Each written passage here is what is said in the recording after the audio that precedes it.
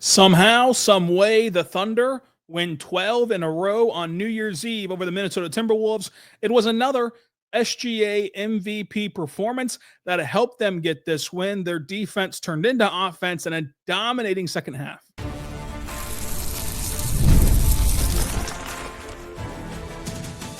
You are Locked On Thunder, your daily Oklahoma City Thunder podcast, part of the Locked On Podcast Network, your team every day. Let's get it going on the Locked On Thunder podcast on the Locked On Podcast Network, your team every day.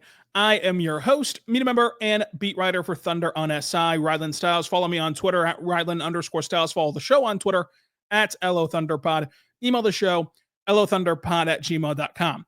On today's show, the Thunder beat the Minnesota Timberwolves. They cover the spread even and win 12 in a row. Despite, for most of this game, at least in the first half, the Thunder looking out of sorts, not looking like their typical selves. It was an MVP level performance from SGA, and the betting odds are catching up. I think that the NBA community is catching up, that SGA is the MVP of this league.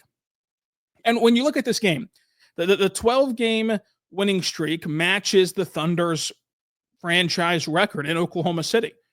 113-105 for OKC. Of course, the Bucks game does not count as a part of the 82-game season or in the regular season standings. Therefore, they're able to count this winning streak. But the Thunder only saw 4 lead changes and 3 ties, and that's because Minnesota controlled this game for 2.5 quarters. Minnesota got a 12-point lead at one point. It was in the second quarter.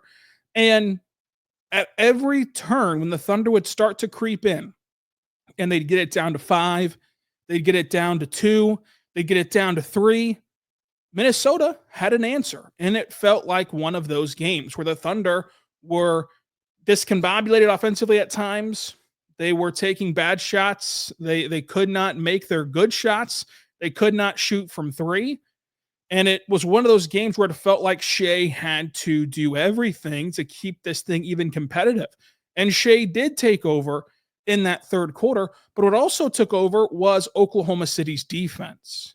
The Thunder forced Minnesota into 23 turnovers. And the Thunder only lost the rebounding battle by 43-37 against a pretty big Minnesota team. The Thunder shot 47% from the floor, 33% from 3, and 73% at the free throw line, where Minnesota was better at every mark. 49% from the floor, 39% from 3, 100% at the free throw line. But Minnesota in the second half could not get shots up. They just couldn't do it. They kept giving the ball away, and whenever they didn't give the ball away, they were so flustered because there's a deflection here, a deflection there, the shot clock's winding down, that they take bad looks, and they had to settle for those bad looks, and Minnesota could not score. What you did to Anthony Edwards is the formula against Minnesota as things are currently constructed. Anthony Edwards took 12 shot attempts. 12. By comparison, SGA took 23.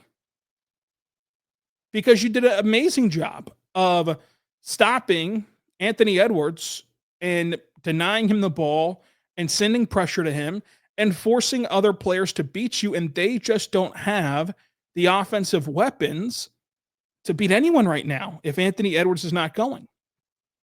And you got a snapshot of Minnesota's season, really, all in one game, where Anthony Edwards in the second quarter, he's 5 for 5. He's lighting it up. He's silencing the crowd, literally.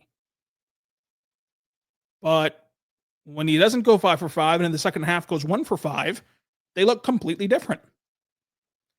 This is a star-driven league, and that's the case for most teams, including the Thunder. Like, the Thunder will go as Shai goes. But Minnesota, even more than most, they have to get everything from Anthony Edwards. And he had 20 points on 50% shooting. He went 4 for 7 from 3, 7 rebounds, 2 assists, and a block. But the Thunder did an amazing job in that second half of forcing him to just get some cardio in and go up and down the floor, denying him the ball and forcing the Wolves role players to beat you. And the way that the Wolves were able to navigate that for a little bit and push their lead back up to 12 points in the third quarter was because Mike Conley got unbelievably hot. I mean, he finishes 4 for 7 from three, including a banked in heat check from three from Mike Conley to give him 16 points. But past that, once that hot streak ended, you got nothing offensively from Jaden McDaniel. It felt like every Julius Randle shot was a win for the Thunder. 6 shot attempts from Rudy Gobert. He only made 3 of them. Like past that, Nickeil Alexander-Walker was fine. I mean, he was 3 for 3. Naz Reid was really good. But DiVincenzo did not show up. I mean, he went 2 for 7 from 3, 3 for 10 overall. It was Naz Reid and Anthony Edwards who were the only Timberwolves players that had a sustained amount of success against this Thunder defense. And so we're going to talk all about SGA's MVP level game with another 40-point night. But it really comes down to the third quarter and to the Thunder's defense. That's what got them this win. Because you saw the Thunder's offense wane in the fourth quarter. You know, they struggled to score throughout the middle and the end of the fourth quarter.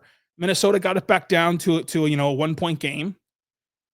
And it just wasn't enough because the Thunder were able to play that suffocating style of defense. And when they are on their stuff defensively, it is just incredibly tough to beat Oklahoma City. And that's why it's tough to beat the Thunder in any game, because it's a 48-minute game.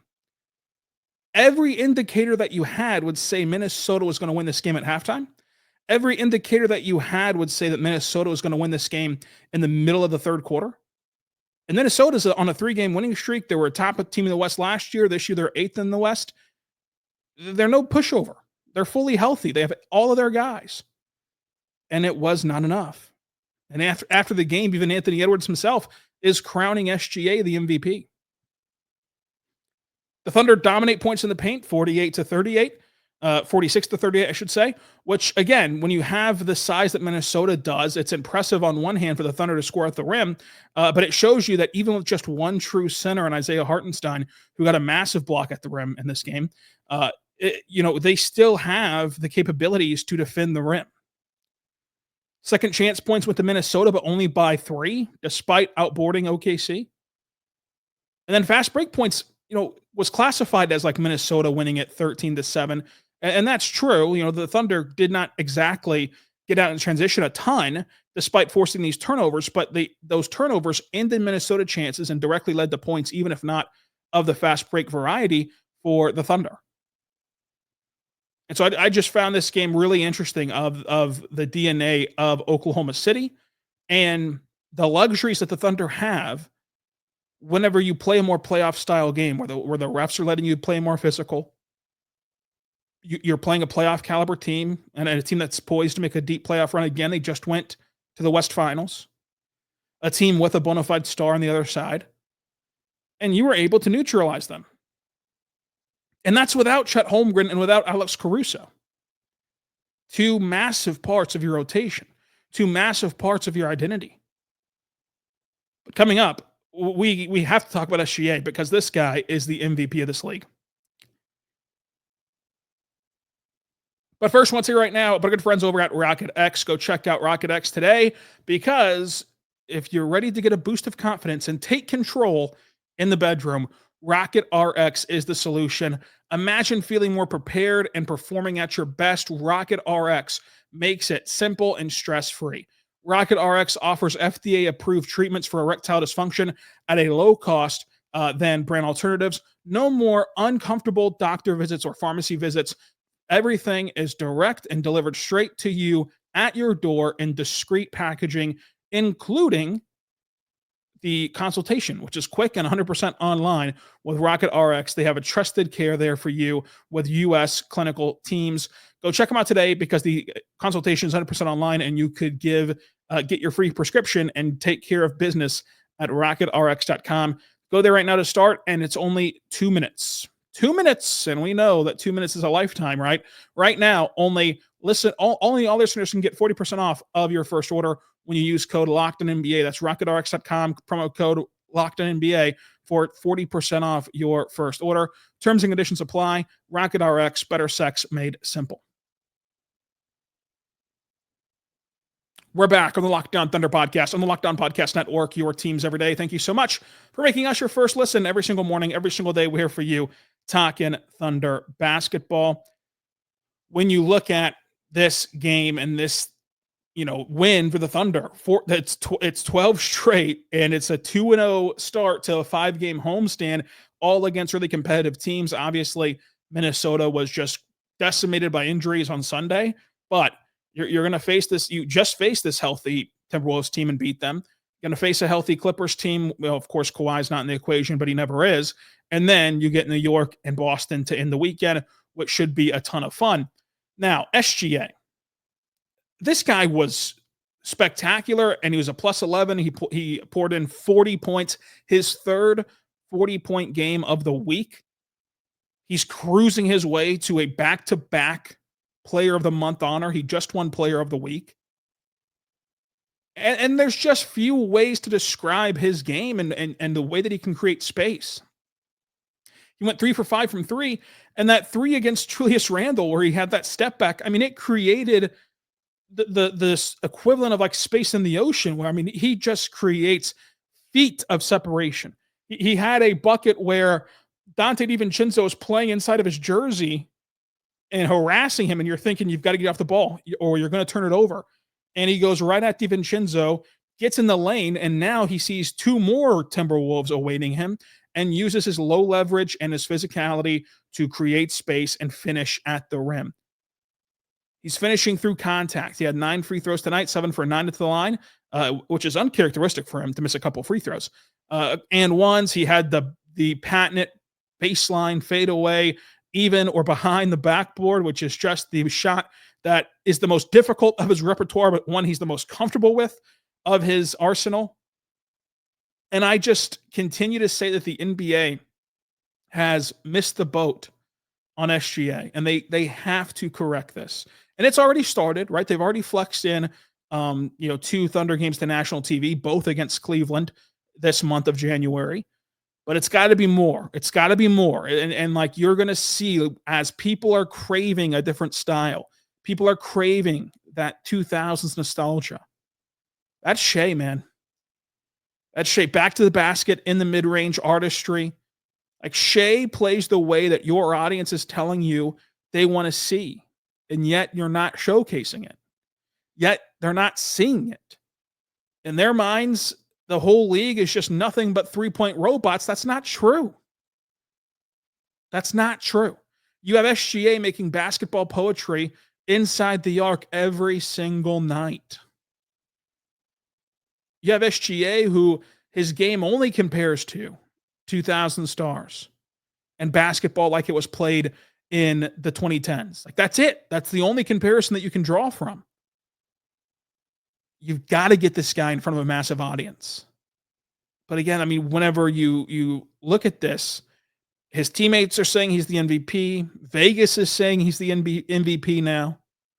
Anthony Edwards is saying he's the MVP. The Thunder played so well that they got praise from Draymond Green on Twitter. Kind of being a hypocrite there with the way that he knocked the Thunder earlier in the year, but nonetheless. But Shai, it's just so impressive to see him be able to do this night in and night out and impact the defensive end of the floor. 4 steals tonight. And he summed it up best, and it's what we've talked about. We've said the same things. If Shai was somewhere else, where you didn't have Cason Wallace on the same team, or Lou Dort, or Jalen Williams, or Alex Caruso when healthy, if you didn't have these guys on this roster, the way that Shai is playing defensively would be the talk of that team. He would be the talk of the NBA.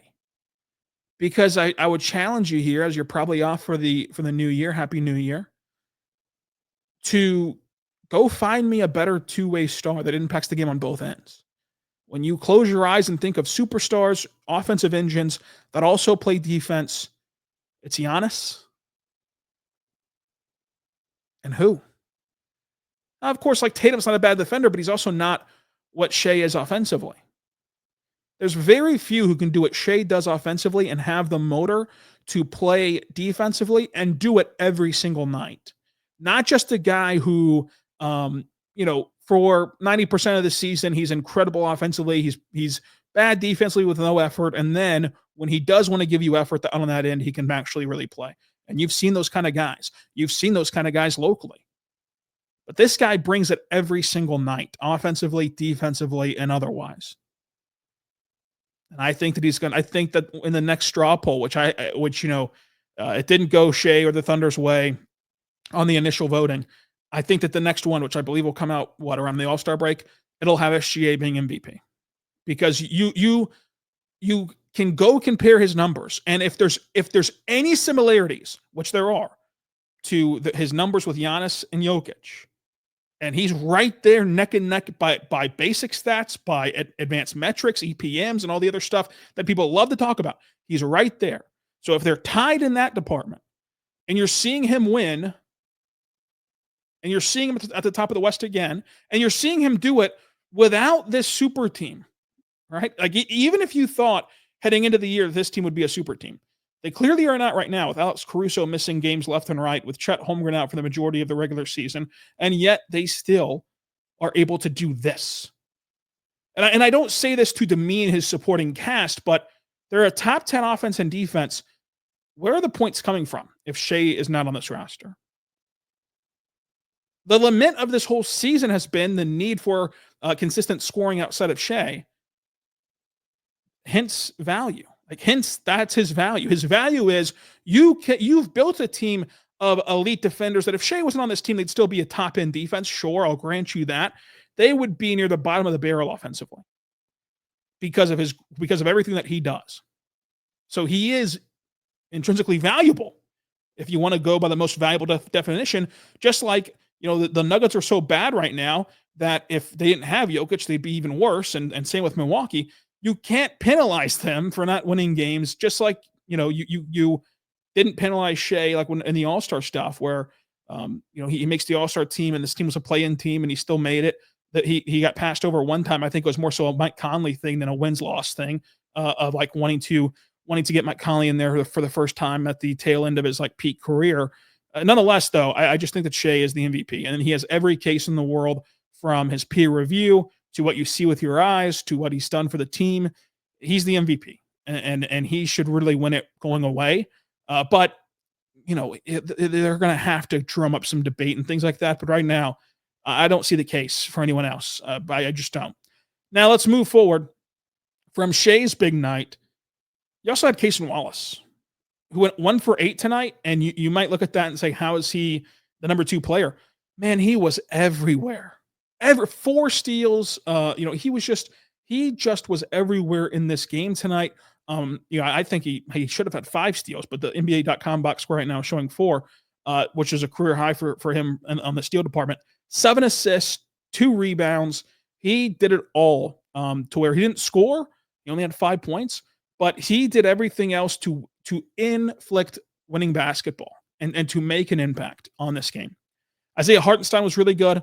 15 points, 10 boards, 4 assists, 1 steal, 2 blocks, including a block on Rudy at the peak of his jump at the rim, where he just turned and yelled into the crowd, feeding off of what was a fantastic crowd tonight.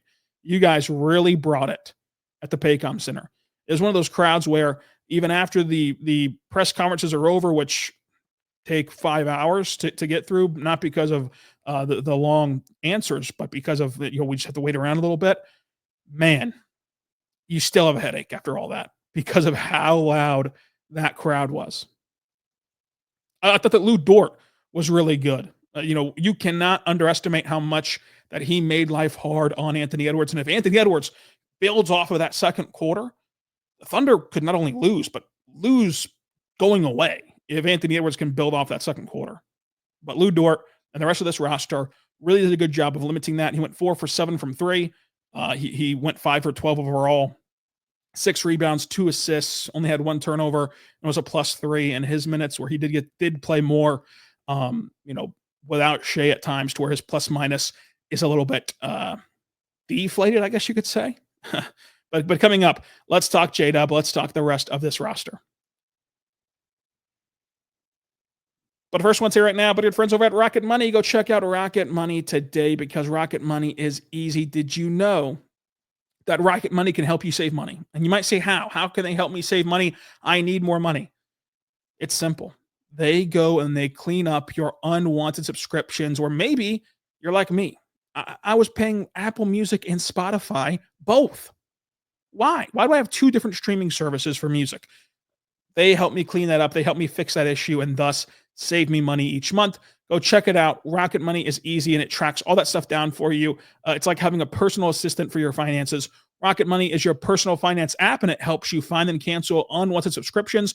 It monitors your spending habits and helps you lower your bills. That way you can grow your savings. It brings everything together in one place, whether it's your subscriptions, your spending habits, or even the goals that you want to hit this year. Rocket Money has over 5 million users, and they have saved them a total of $500 million in canceled subscriptions, saving members up to $740 a year when using all of the app's premium features. So for me, again, it's the cleaning up the subscriptions. We've all been there. We've started the 7-day trial, knew that we needed to cancel it, and then forgot.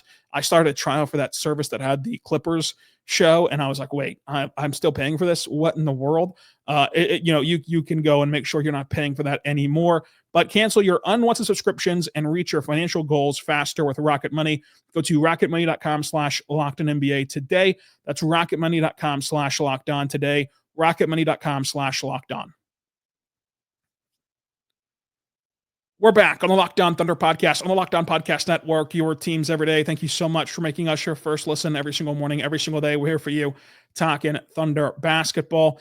Jalen Williams, predictably, struggled offensively, only 14 points, but he did have 7 assists. He did have 7 rebounds, and he had 3 steals.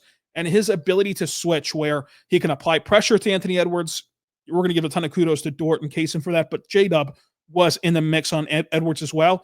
And then also he can completely neutralize Julius Randle. And he made it feel like a big win every time that Randle shot, because theoretically you have Randle, multi-time All-Star, with the size advantage over Williams at 6'5", but Williams just is a more physical player and made Randle uncomfortable and made Randle's shots just feel like a win for the Thunder. And he was really getting after it on the defensive end.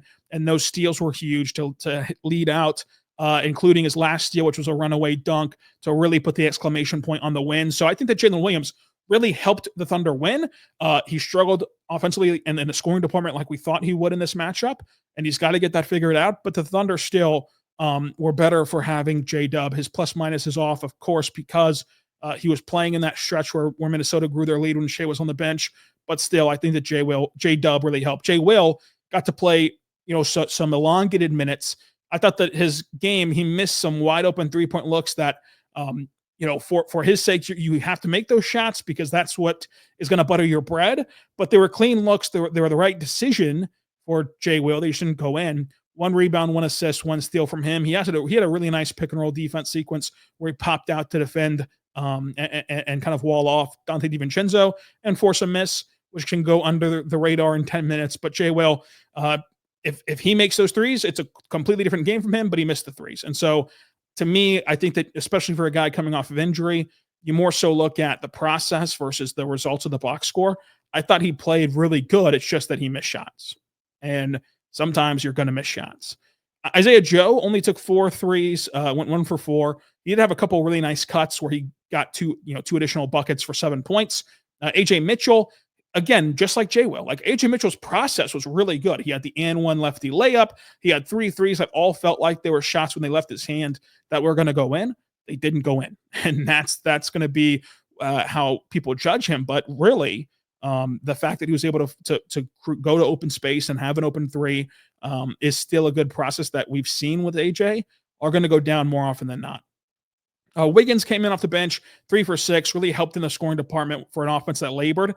And then Kenrich, in his 14 minutes, I think that was a big luxury for the Thunder to be able to go small and try to pull Rudy out of the paint, pull Rudy out of the paint, or if you keep him in the paint, then it generates 3-point looks. And look, he did his job because he was able to get the Thunder open threes. The Thunder just have to start making their open threes, and they have not started to do that yet, and yet they still have won 12 in a row.